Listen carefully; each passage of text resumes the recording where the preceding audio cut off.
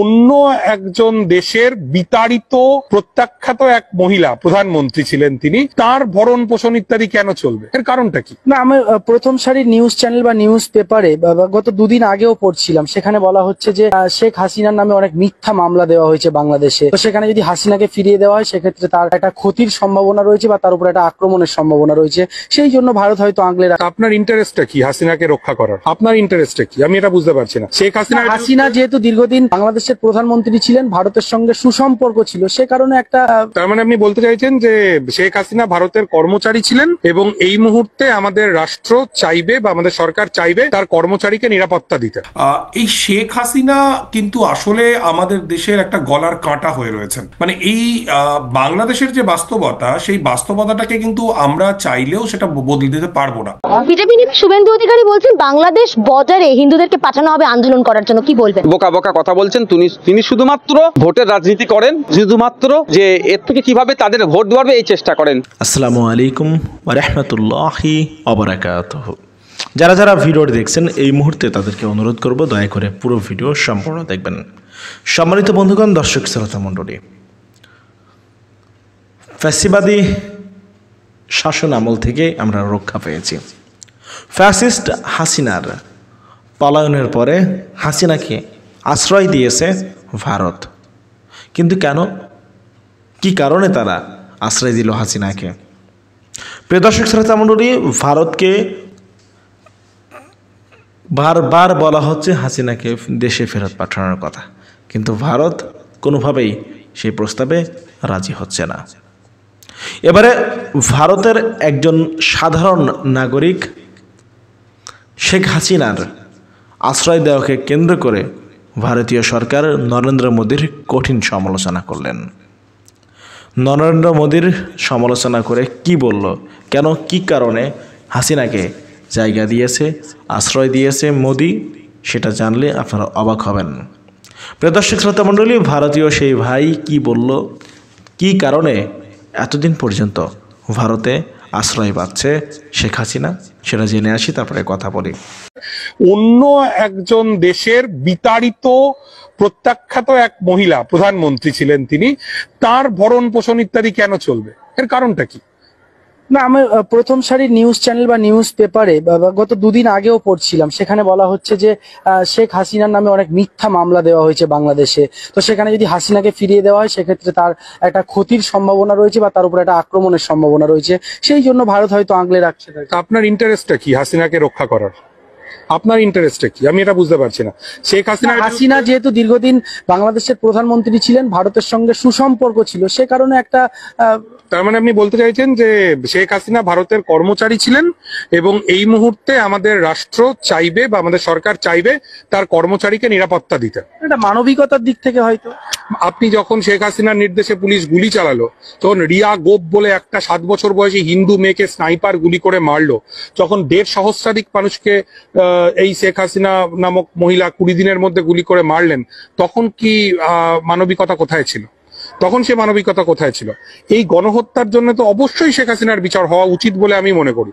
তার বিচার বাংলাদেশের মানুষ করবেন কি করবেন না অন্য ব্যাপার, কিন্তু যদি আমাদের দেশের সরকার বা আমাদের রাষ্ট্র মনে করে যে শেখ হাসিনা তার পুরাতন ভৃত্য, দীর্ঘদিনের বিশ্বস্ত কর্মচারী এবং এখন মালিকের কর্তব্য যখন ভৃত্য বিপাকে পড়েছে তখন তাকে নিরাপত্তা দেওয়ার, আমি মনে করি সেইটা আমার দেশের জন্য এটা ভালো সিদ্ধান্ত নয়।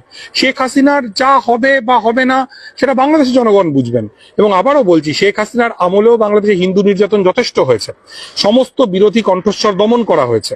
সেক্ষেত্রে আমাদের তো এই আগ বাড়িয়ে এই ঝুঁকিটা নেওয়ার কোনো দরকার নেই। পৃথিবীর কোনো দেশ এই ভদ্রমহিলাকে কোনো ঠাঁই দিচ্ছেন না। ওর পরিবারের মানুষ তো লন্ডনের এমপি।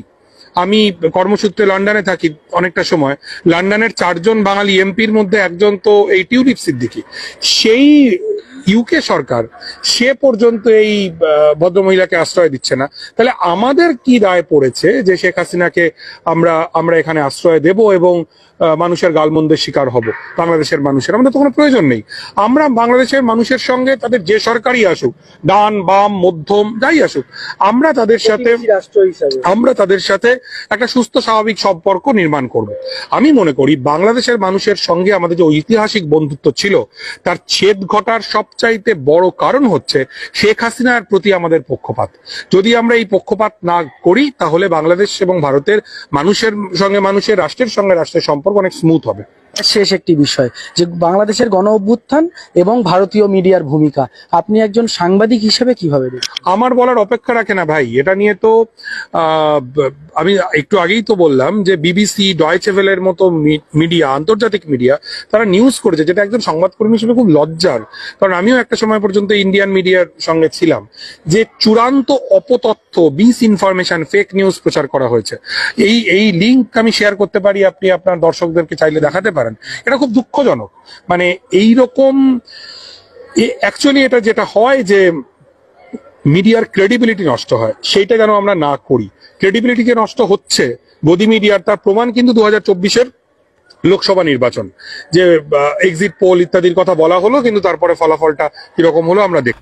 এই শেখ হাসিনা কিন্তু আসলে আমাদের দেশের একটা গলার কাঁটা হয়ে রয়েছেন। মানে এই বাংলাদেশের যে বাস্তবতা, সেই বাস্তবতাটাকে কিন্তু আমরা চাইলেও সেটা বদলে দিতে পারবো না। কাজেই একজন ভদ্রমহিলা, যিনি একজন গণহত্যাকারী ভদ্রমহিলা, যার বিরুদ্ধে গণহত্যার অভিযোগ উঠেছে এবং প্রায় সহস্রাধিক মানুষকে খুব ছোট্ট একটা সময়সীমার মধ্যে যিনি গুলি করে মেরেছেন, এবং শুধু তো মুসলিম নয়, আপনারা আমার চেয়ে অনেক বেটার জানেন, রিয়া গোপ বলে একটি বাচ্চা মেয়ে, 6 বছর 7 বছরের, সে মারা গিয়েছে। হৃদয়চন্দ্র তরুয়া বলে একজন, তিনি প্রাণ দিয়েছেন। এরকম প্রচুর মানুষকে যে ভদ্রমহিলার বিরুদ্ধে, তার প্রশাসনের বিরুদ্ধে মারার অভিযোগ রয়েছে, তাকে আমাদের সরকার যদি দিনের পর দিন এরকম একদম জখের ধনের মতো লুকিয়ে রেখে দেয়, সেটা বোধহয় আমাদের দেশের জন্য খুব একটা সুবিধাজনক বিষয় হবে। আচ্ছা অর্ক, আপনার কাছে কি মনে হয় যে মানে শেখ হাসিনাকে ভারতীয় সরকার বা ভারতের কোনো মহল কি এরকম আশা করে যে শেখ হাসিনা আইসা আবার বাংলাদেশে ক্ষমতা নিবে?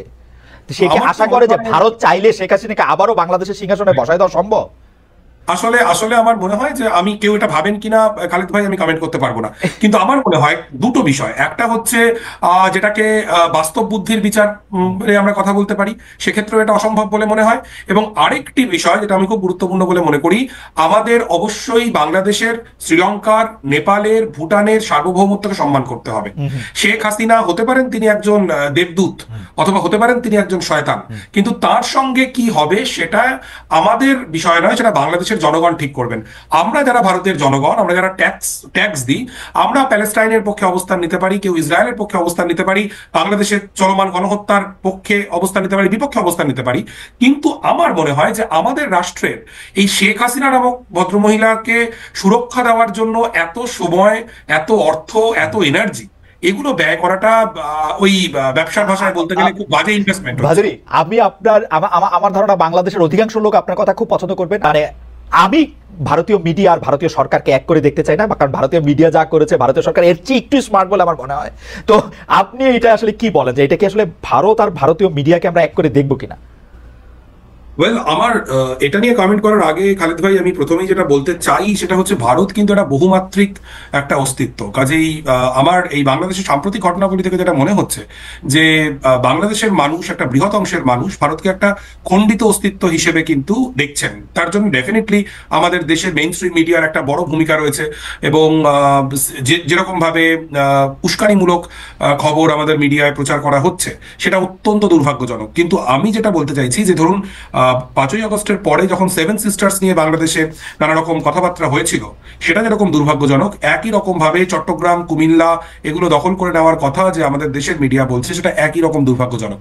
ভারত সরকারের সঙ্গে এই মিডিয়াকে এক করা যায় কিনা, এটা নিয়ে আমি সরাসরি কিছু মন্তব্য করা থেকে বিরত থাকবো। কিন্তু এটা আমি নিঃসংশয় বলতে পারি, আমি বিশ্বাস করি যে ইন্ডিয়ান গভর্নমেন্ট, আমাদের কেন্দ্রীয় সরকার নিশ্চয়ই বুঝবেন যে বাংলাদেশ মানে শুধু শেখ হাসিনা বা আওয়ামী লীগ নয়, এবং আওয়ামী লীগের লেন্সে বাংলাদেশকে দেখা আমাদের দেশের জন্য এটা যে খুব সুবিধাজনক হবে না, এটা একদম নিঃসংশয়ে বলা যায়।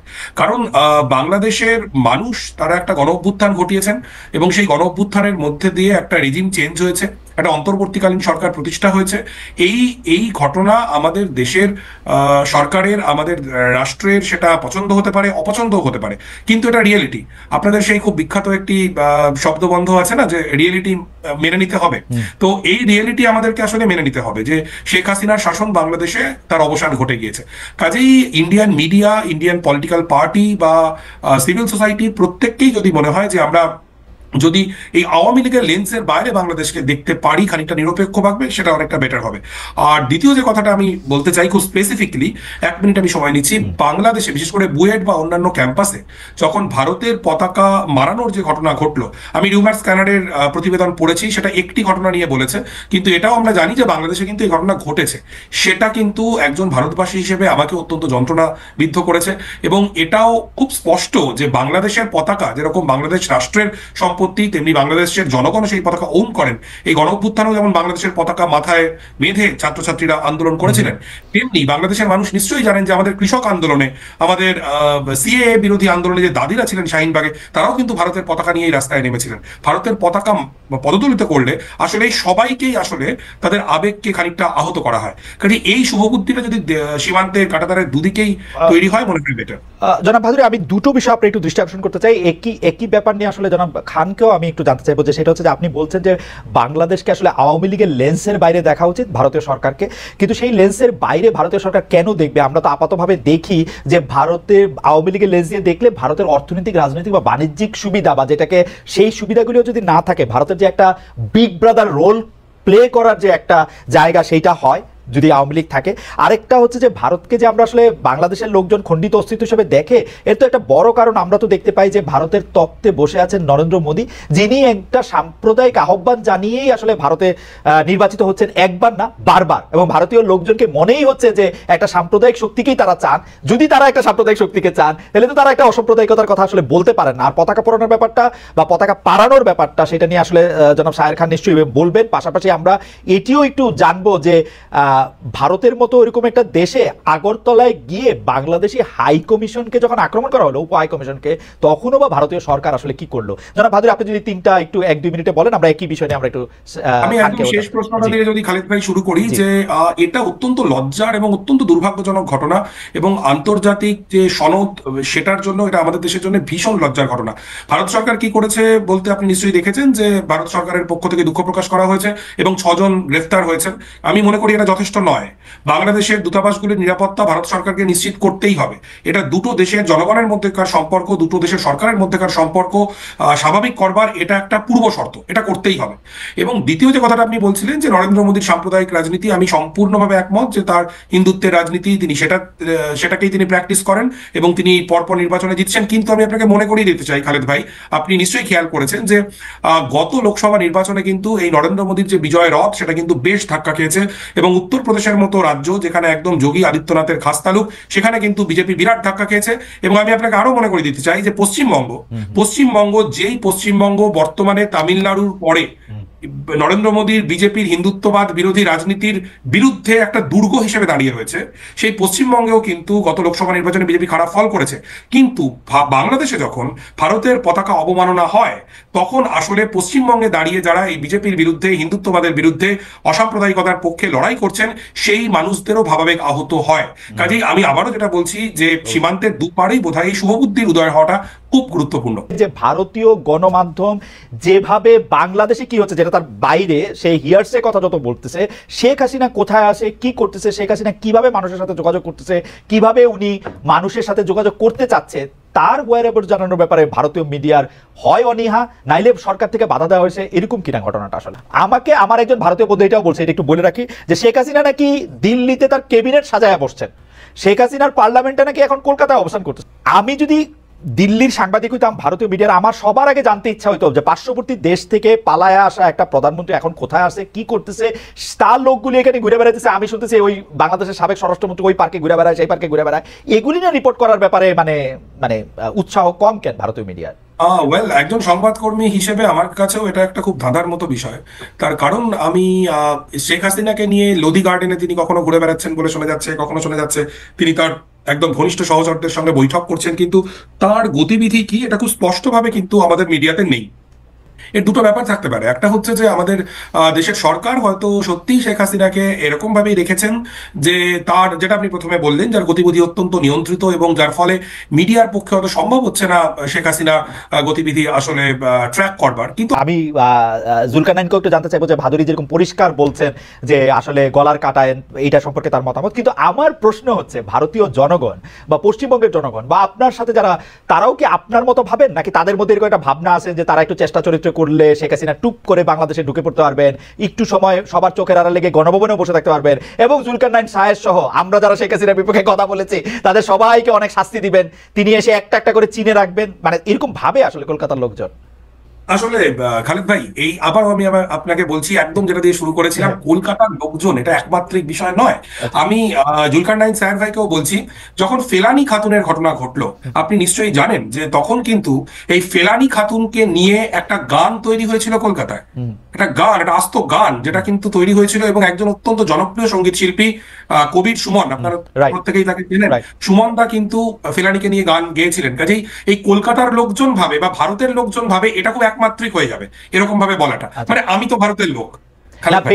কত ভাগ লোক আপনার মতো চিন্তা করে? আমরা তো আসলে ভারতকে চিনি নরেন্দ্র মোদী আর আনন্দবাজার এবং রিপাবলিক টিভির জুলকারনাইনের প্রিয় ময়ূককে দিয়ে, কিন্তু আমি এখন পর্যন্ত রিপাবলিক টিভির 1 মিনিট দেখি নাই। এর জন্য আমি জীবনে কিছু মিস করছি সেটাও আমার মনে হয় না, 1 মিনিটও দেখি নাই আমি। মানে ভারতের লোকজন, মানে আপনার মতো লোক কতজন অর্ক, আর মোদির মতো বা ময়ূকের মতো বা রিপাবলিক টিভির মতো লোক, অর্ণব গোস্বামীর মতো লোক কতজন আসলে? এরকম জরিপ তো করা হয়নি খালেদ ভাই এখনো পর্যন্ত। আমি আমার দেশের মানুষের শুভবুদ্ধির উপর ভরসা রাখি এবং বাংলাদেশের মুক্তিযুদ্ধে আমাদের দেশের জনগণ সেই বাংলাদেশের মানুষের পাশে ছিল। এরশাদের বিরুদ্ধে যখন লড়াই হয়েছে সেই সময় কলকাতায় সংহতি মিছিল হয়েছে, এবং আমি আপনাকে বলি, আপনারা নিশ্চয়ই জানেন, যখন এই শেখ হাসিনার শাসনের বিরুদ্ধে অভ্যুত্থান হচ্ছে তখন খোদ কলকাতার বুকে কিন্তু একাধিক মিছিল হয়েছে ছাত্র আন্দোলনের সংহতিতে। কাজেই আমি আবারও যেটা বলতে চাইছি যে ভারতের অধিকাংশ মানুষ, তাদের কাছে বাংলাদেশ নিয়ে প্রচুর অপতথ্য ছড়িয়ে যাচ্ছে। ডেফিনেটলি সেটা আমাদের মেইন স্ট্রিম মিডিয়ার যেমন দায়, আবার একই সঙ্গে বাংলাদেশে একেবারেই কোনো সংখ্যালঘু নির্যাতনের ঘটনা ঘটছে না, বাংলাদেশে ভারত বিদ্বেষ ছড়াচ্ছে না, এগুলো আবার বলা যায় বলে আমি মনে করি। ভাদুরী, আপনি যদি খেয়াল করেন, জনাব খানও কিন্তু আসলে প্রথম থেকে এইটি বলেন নাই যে এরকম কোনো ঘটনা ঘটেন নাই, কিন্তু উনি যেটি বলেছেন যে তারা হামলার শিকার হন বা অন্য কিছু শিকার হন, সেটি রাজনৈতিক প্রতিপক্ষ হিসেবে শিকার হয়েছে, সেরকম অনেক মুসলমানরাও এটার মধ্যে শিকার হয়েছে, তিনি এটি সমর্থন করেন নাই। কিন্তু এইটাকে সংখ্যালঘুর উপর হামলা এই নাম দেওয়া যাবে কিনা সেটি হচ্ছে ওনার প্রশ্ন আর কি। আমি 1 মিনিটের সময় নিচ্ছি। হ্যাঁ, না ঠিকই, একদমই। আবার এটাও ঠিক, যখন এই চট্টগ্রামের ইনসিডেন্ট হলো, তারপরে চট্টগ্রামে যে প্রচুর ধরপাকড়ের ঘটনা ঘটেছে এবং অভ্যুত্থানের পক্ষে থাকা একজন হিন্দু ছাত্রনেতাকে প্রথমে গ্রেফতার করা হয় এবং আটক করা হয় এবং তাকে তারপর ছেড়ে দেওয়া হয়, একজন আইনজীবীর নামে মামলা, এই খবরগুলো আমরা শুনছি এবং এগুলো কিন্তু ইন্ডিয়ান মিডিয়া থেকে আসছে না, এগুলো কিন্তু বাংলাদেশের বন্ধুরাই বলছেন। কাজেই আমার মনে হয় যে আমাদের মানে অতিরঞ্জন যেমন একটা খুব বিপজ্জনক, তেমনি কিছুই ঘটছে না এটা বলাটাও সমস্যা।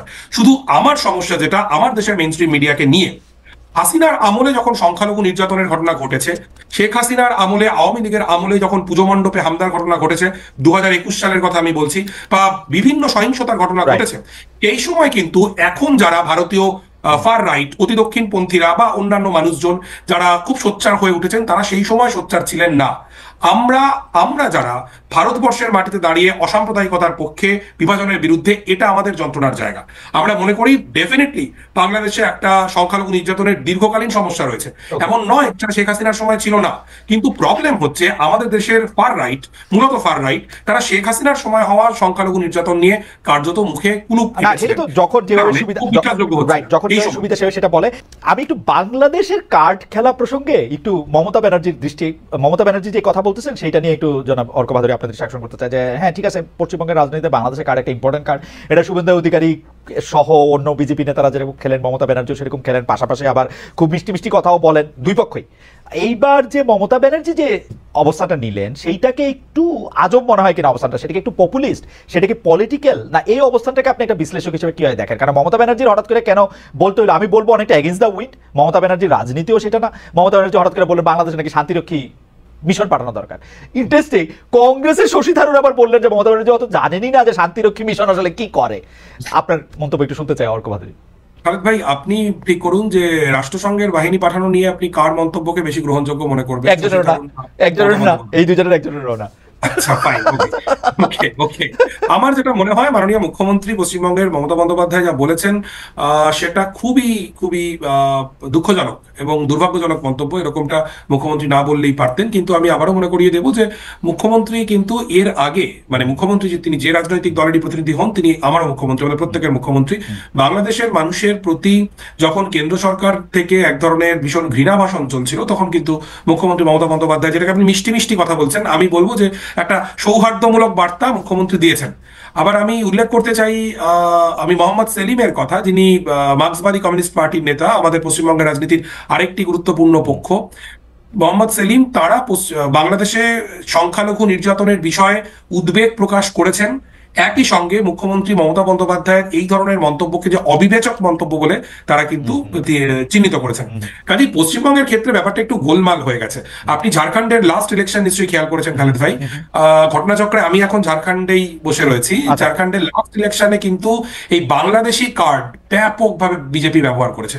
এই যে ঘুষপেটিয়া বাংলাদেশি লোকজন সমস্ত এখানে ঢুকে পড়ছে এবং আমাদের ডেমোগ্রাফি বদলে যাচ্ছে, এটা কিন্তু বিজেপি ব্যাপকভাবে ব্যবহার করেছে।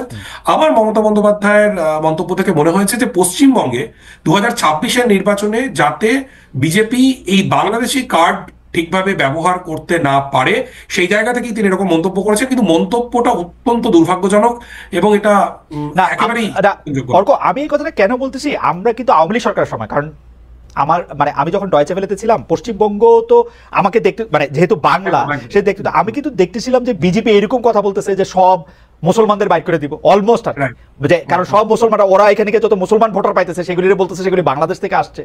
তারপরে হচ্ছে যে মানে মমতা ব্যানার্জিকে কিন্তু পুরো ইলেকশন ক্যাম্পেইনটা এই বাংলাদেশ, এই ঘুষপেটিয়া, হ্যান্ডপেটিয়া, ত্যানপেটিয়া এইগুলিকে ফাইট করতে হয়েছে, এন্ড শি নোজ।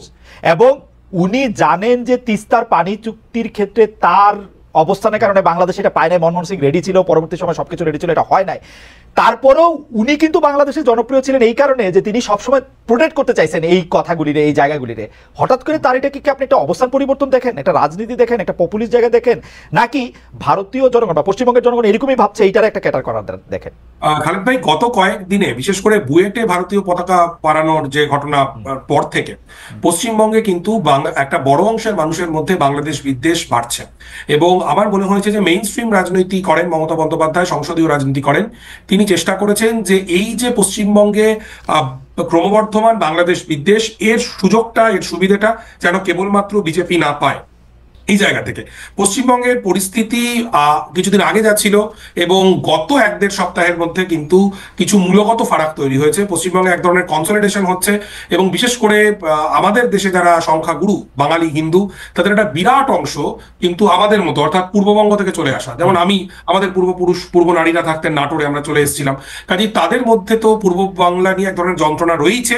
বিজেপি এটাকে অ্যাড্রেস করছে এবং তার পাল্টা উত্তর দিতে মুখ্যমন্ত্রী মমতা বন্দ্যোপাধ্যায় এরকম একটা মন্তব্য করলেন, যে মন্তব্যটা হয়তো সমর্থনযোগ্য নয়, কিন্তু তার উদ্দেশ্যটা ছিল ভীষণভাবেই বিজেপিকে কমব্যাট করা। বিজেপি নেতা শুভেন্দু অধিকারী বলছেন বাংলাদেশ বর্ডারে হিন্দুদেরকে পাঠানো হবে আন্দোলন করার জন্য, কি বলবেন? বোকা বোকা কথা বলছেন। তিনি শুধুমাত্র ভোটের রাজনীতি করেন, শুধুমাত্র যে এর থেকে কিভাবে তাদের ভোট দেওয়াবে এই চেষ্টা করেন।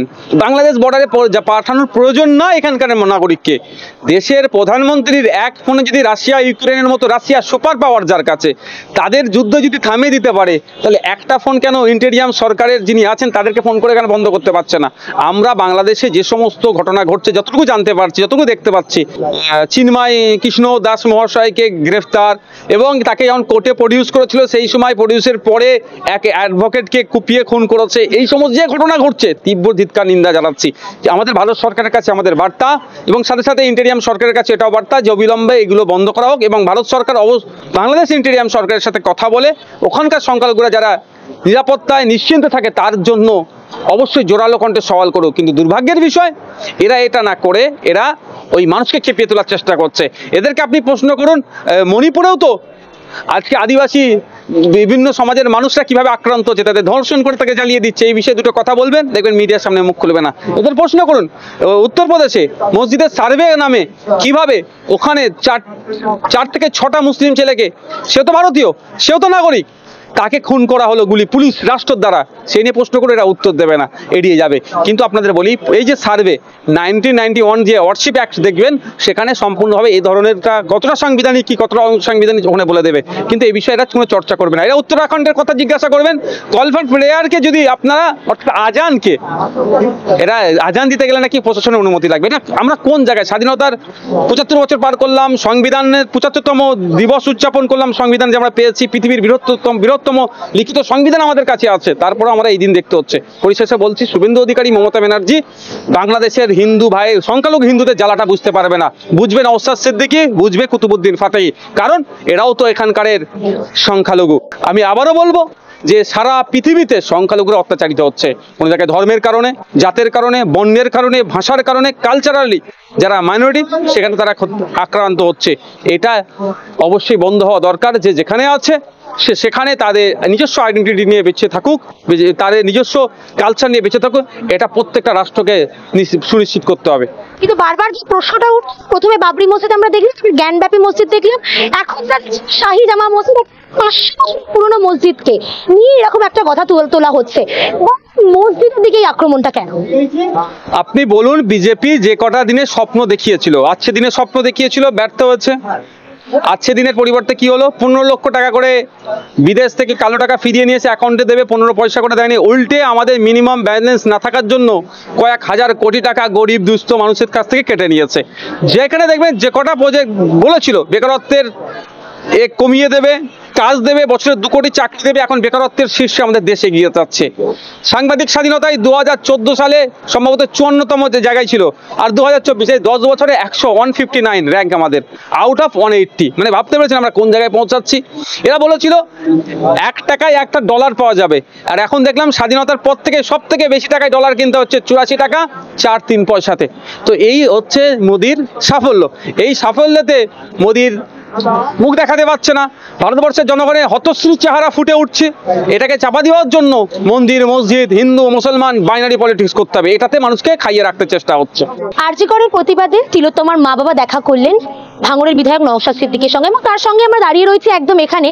কি বললেন এই যে আরজি করের দাবিতে এবং তার তিলোত্তমার নিজের মেয়ের দাবিতে আপনার সঙ্গে এসে দেখা করা? দেখুন, যেভাবে অন্যায় হয়েছে তিলোত্তমার সাথে, সেটা কেউ মেনে নিতে পারছে না। তার মা থেকে শুরু করে পরিবারের লোকজনের আমরা বক্তব্য শুনেছি, কি দিন তারা পার করছে। তার পরিবারের লোকজন এসেছে, কথা বলেছি, তাদেরকে আমি আশ্বস্ত করেছি, তাদের বক্তব্য এটাই যে লড়াই থেকে পিছপা হবেন না, আন্দোলন থেকে পিছপা হবেন না। আমি তাদেরকে আশ্বস্ত করেছি এটা শুধুমাত্র একটা ডক্টরের ইনসিডেন্ট না, এই ধরনের মর্মান্তিক ঘটনা একটা ডক্টর কেন্দ্রিক নয়, এটা একটা সোসাইটির সাথে যুক্ত আছে।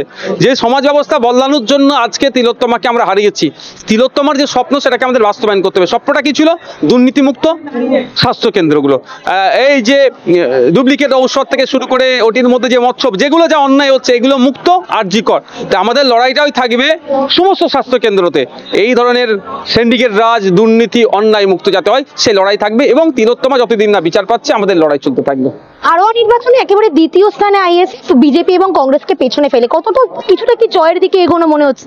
এখন দ্বিতীয় স্থানে না, প্রথম স্থানে থাকতাম যদি প্রশাসন নিরপেক্ষতার সাথে কাজ করতো, আর তৃণমূল কংগ্রেস তাদের পায়ের নিচে মাটিটা কতটা আছে চেক করার জন্য শান্তিপূর্ণভাবে ভোট করো। তো আপনারা ভোটের দিনে দেখেছেন আমাদের দাঁতপুর অঞ্চলের যে সমস্ত বুথের এজেন্টরা বুথে যাবে বলে প্রস্তুত আছে, প্রশাসন তাদেরকে নিয়ে যেতে ব্যর্থ আছে।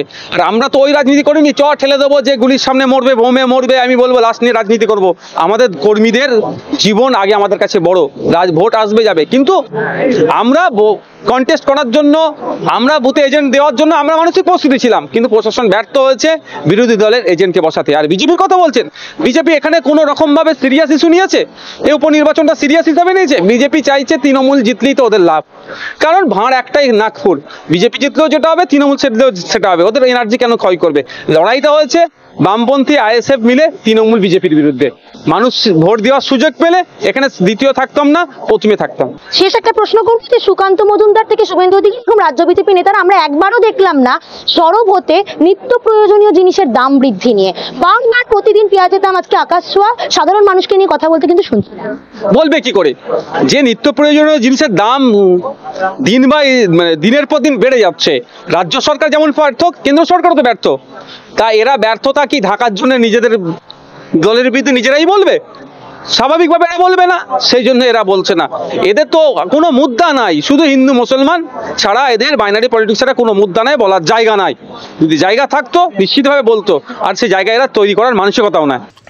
সম্মানিত বন্ধুগণ, দর্শক শ্রোতা, আপনারা দেখতে পারলেন। ব্যক্তিগত মতামত অবশ্যই কমেন্ট করবেন। আপনারা কমেন্ট করে জানাবেন আপনারা কি বলতে চান, আপনাদের ওপিনিয়নটা আসলে কি থাকবে, আপনারা কি বলবেন।